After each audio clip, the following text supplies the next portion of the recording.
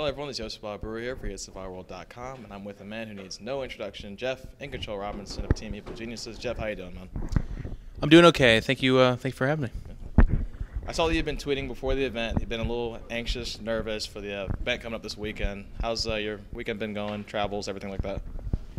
Tournament-wise, it's been awesome. Raleigh is a great city for MLG. I think the venue, the fans, the proximity to the hotel, just kind of the coming together of the esport, the StarCraft 2 world, it's really awesome.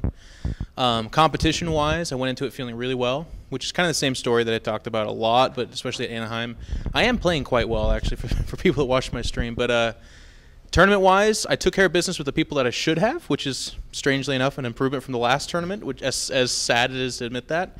And then I played Crank and I played Shu, two excellent Protoss players, and they actually employed a build that, for one of the first times in tournament play since SOC, actually, at my first MLG, that was back when the 4-gate was actually being found. I got my ass kicked, man. Like, 3 out of the 4 losses were from this build that hits 30 seconds faster than everything else. And I guess the point I was trying to make is, for the first time, I kind of realized there are some pretty stark disadvantages to training on the NA scene, because that build, I've played like 800 games this season on the ladder and a ton of custom games. I've never once seen it.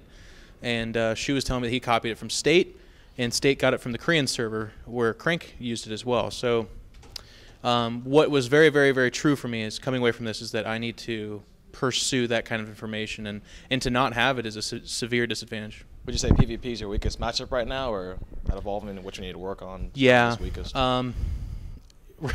Right now, there's so many Zerg players that you get a lot of PvZ practice, and I feel really good PvZ. I've been playing a lot of games with my teammates, obviously, but also like Gold and Sleep and Violet, even getting some practice in with them as well, and I do quite well with them. So I went into this thinking, wow, PvZ's my go-to matchup. PvT's kind of swung back. Terrans are starting to win a lot more. I think Tage is inspiring a lot of people. If they forget to macro, they just drop a command center. It turns out that's good macro, so that's pretty cool. And then PvP's always been where my mechanical deficiencies and just my errors really come through in PvP, because it's so severe. If you make a bad choice or a wrong read, the other guy's just doing better things than you. There's very few ways to come back from that. So I knew that going into this, and I worked really hard on it. I thought my PvP did get better, but like I said, that build got really under my skin. How do you see the overall balance right now between all the different races, PvT, PvZ, PvP? Seem balanced to you? Or? Yeah, I think the game's approaching. Well, I think it's the nice thing for us, and we're kind of spoiled by this, is that I feel like the game's always been competitive. Even when it's been imbalanced or something like that, like one race had this huge upswing in win percentage, I didn't feel like it was the kind of thing where the other races just couldn't win. I mean, Terrans in their worst scenario, TVZ, after 0 balance changes, are now equalizing in percentages and starting to win against Zergs. They're the guys that are putting the Zergs on the run a little bit right now. And for me as a Protoss player, it's nice for us to kind of complain that we've statistically always been the worst race. So that's one of the ways we get ourselves up out of our own tiers, I think. But at the end of the day, the game's really balanced. The only thing that kind of worries me about that is that we're hitting a balanced, really nice competitive stage, and Heart of the Swarm comes out in a week, or whatever it is. Yeah. Well, let's talk about MLG's new format that just came out. How do you feel about taking out the round robin kind of play and bringing in this more bracket playoff style kind of play? I think that helps or hinders players and things like that. I like it. I like it because I feel like part of what MLG suffered from a spectator perspective was that the round robin play was very unimportant. Like, someone could lose. I was actually a pretty good example of that. You could lose like 4 or 5 matches, but still have a shot at the open bracket, or not the open bracket, but the championship bracket. Right, and if you had like one terrible day where you literally just got your ass handed to you by your entire group, the next day you could win 2 or 3 best of 3s and you're top 16. Like that seems a little bit too forgiving. The new system it doesn't reward the players. It puts them further in the tournament, which is a reward enough, I suppose. But then it allows them to still have something on the line for almost every one of their matches, if not all their matches. So I think that's better. All right. Some of the players had been saying that, like Tasia, for instance, who had the #1 seed coming into this weekend, it's kind of hard for like the top seeds because you could potentially face someone harder, even though you have that top seed, as opposed to like if you would have got that third seed, you might have faced somebody easier. Do you think that kind of risk and reward is still okay as compared to like what it was before? Yeah, well, Tasia can actually sop up his tears with the giant wad of cash he won for that #1 seed. So I think if there wasn't an arena tournament and it was just a qualifier with 0 cash, kind of like NASL Season 1 in particular had, then he'd have a really legitimate complaint, in my opinion, because a #1 seed that's rewarded with a warrior that comes out of the marathon that is the open bracket, that is a tough draw. But if I win an arena championship, which is basically a condensed version of this MLG right here anyways, and then I'm like, well, the #1 seed's still not good enough, I'd be like, excuse me, Mr. Tasia, but you can shut the hell up. You won a tournament. Like, give me a break. Yeah. Well, let's switch over and talk about your team a little bit more. You guys recently just got Thorzane, Suppy, and possibly another player. We won't name him. No idea who it is. Guess everyone will have to see. But you guys got all those guys there. What do you think about your team success so far and newest acquisitions and things like that? We're really excited about it, obviously. And I think, for me, I feel like almost a little bit like a broken record in the sense that I almost feel the need to apologize for our own success, which gets a little bit tired. Yeah. But part of the reason I have that perspective is because so many other teams are not keeping pace. And if this rubs anyone the wrong way, I hope it does. I hope they take a little bit of offense to that and they go to work, because there are some teams doing some great things. I'm seeing complexity with their academy. I mean, Sasquatch just beat Idra on stage. That's an amazing result for a guy who's fighting for a contract, essentially. I think that's really cool.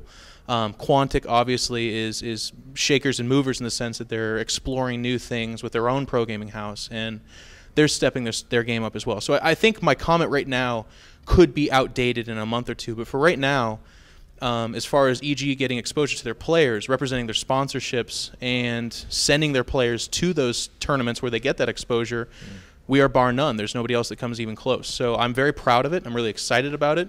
I'm glad that our team cares what the community says and says, you know what, we don't want to just sign champions. Let's go foster a talent in Suppy.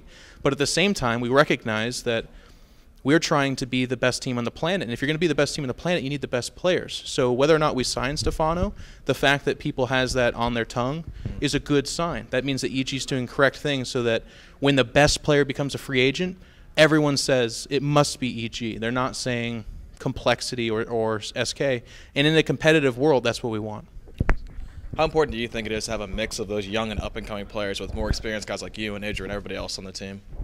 I think it's paramount. It absolutely is paramount. I mean, I think one of the things that people kind of see and realize when you come over to EG is that you're held to a higher bar, you're held to a higher esteem, and that pressure can react to people differently. If you take a young guy who's never had the attention, and all of a sudden everyone's, it's all eyes on them, a lot of times that elevates them to that superstar. That's where Suppy goes from a guy who maybe he did really well in the NA scene but nobody ever talks about him to, oh my God, remember back when nobody knew who Suppy was. And I think that's really important.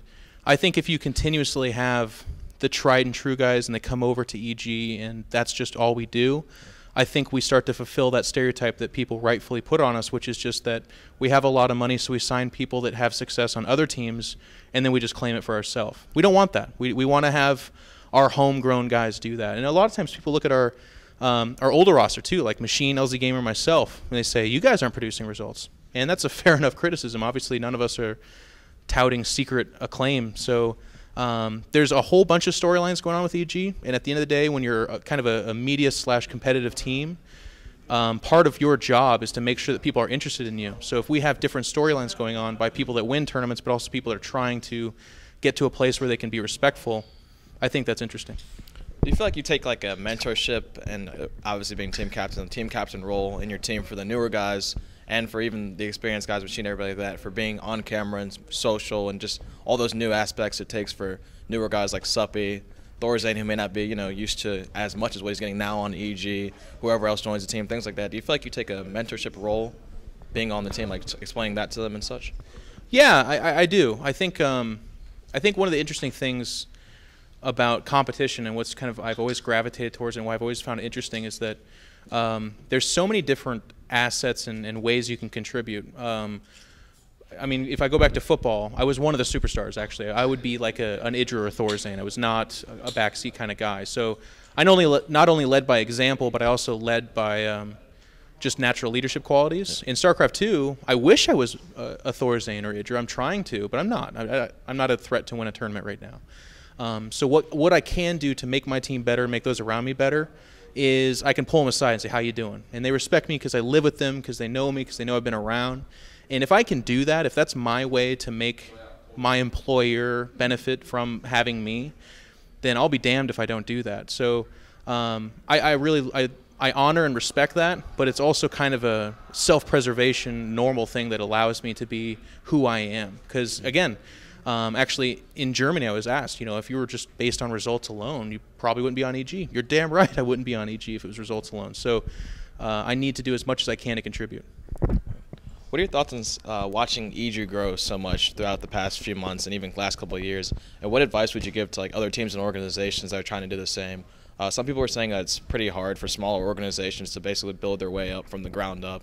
Your Tech Sixes and such like that are disbanding and going away. What are your thoughts on that whole situation? My first thought would be that it's never before been, in my mind, more possible to raise a team from the ground up and have a successful business. In the past, you were talking about some weird new religion to a bunch of people that thought you were crazy for talking about a new religion. They're like gaming. There's these people that are really good at it, and when we have a stream, sometimes 500 or 1,000 people watch, and they're like, okay, here's $200, go make magic happen. And it just didn't work out that way. But now, I just walked away from Alex Garfield, my CEO, sitting with the GM of the Houston Rockets, who they wanted to talk to Alex. Who knows what about? But I mean, that's where it's going. It's more possible now than ever for that kind of stuff to happen.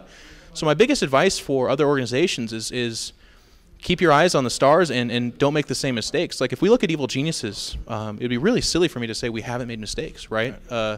We've made a lot of mistakes, and we're learning all the time. And I think having some sense of humility to recognize that you're making a mistake is extremely important. I think even just with the example of myself, almost 2 to 6 times a day I make a mistake on a forum or something like that. And if I had the mindset that I wasn't making mistakes and I don't need to change, I don't need to self-evaluate or look around me for advice and wisdom, then there would be some point in the future where I would hit a wall and there's no passing that. So when I look at a Quantic or a Complexity, it used to be that you just signed the player that's winning at that time, and that was your ROI. That's how you did it.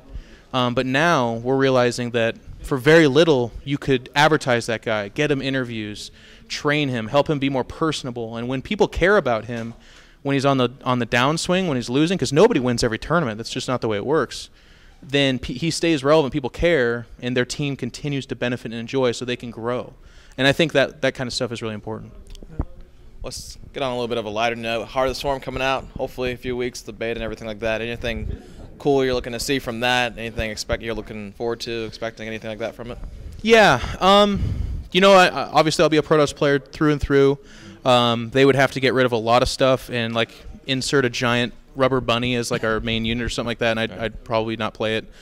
I'm really worried about the carrier. The talk is that they're going to take it out, and I don't like that. I think it's one of the most iconic units in all of StarCraft 2, let alone for Protoss. But they recently tweaked it in this last patch, so that has me thinking either Blizzard is schizophrenic or they're going to keep it in there. So that's kind of the hope.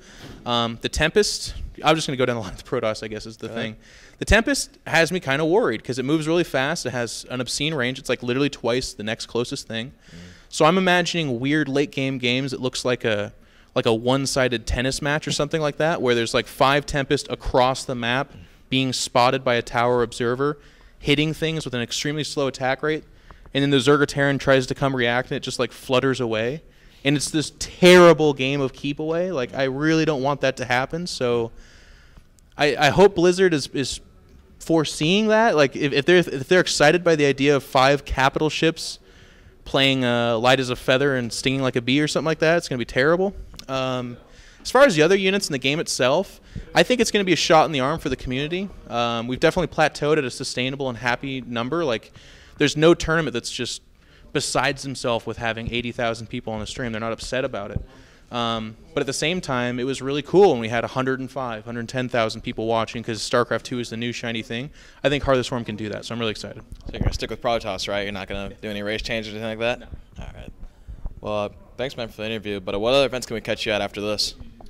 I'm actually doing the PAX event, so Evil Genius is going to have a booth with Kingston there, and myself and a few other of my teammates are going to be playing fans and doing giveaways and that kind of stuff, which is kind of fun. And then I'm also doing the Red Bull trial of the Zelnaga, so it's like a 2-versus-2 pro-am with people from the audience. Oh.